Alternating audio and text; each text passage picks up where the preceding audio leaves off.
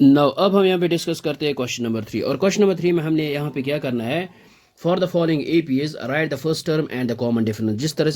जिस तरह हमने एग्जांपल 1 में किया था, हमने वहाँ पे लिखना था first term and common difference. तो यहाँ पे भी वही करना है, first term and common difference यहाँ पे लिखनी है।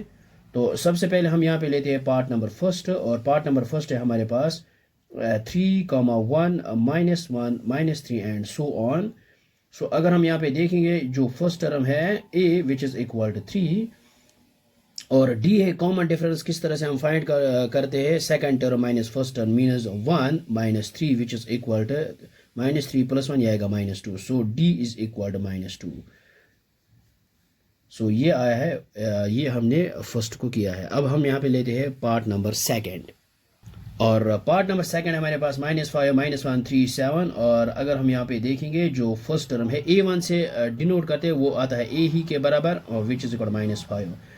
और d कॉमन डिफरेंस, और second term minus first term, ये है फर्स्ट टर्म, ये है second term, this is third and this is fourth.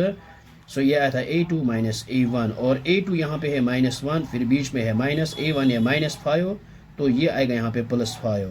सो 5 - 1 ये आएगा 4। सो d इज इक्वल टू 4। ना अब हमारे पास है पार्ट नंबर थर्ड, और इसमें जो है फर्स्ट टर्म जो है a1 which is equal a, ये है 1/3, और common difference second term minus first term, यानी 5/3 - 1/3।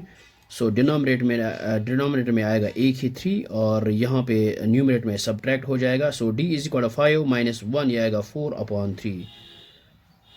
सो this is the first term and this is common difference. So last part है हम पार्ट नंबर फोर्थ, और ये है हमारे पास पार्ट नंबर फोर्थ। हियर जो फर्स्ट टर्म है a1 which is equal to a, so ये है 0.6, और d है कॉमन डिफरेंस, यानी second term minus first term, और सेकंड टर्म है यहाँ पे 1.7 माइनस फर्स्ट टर्म है 0.6।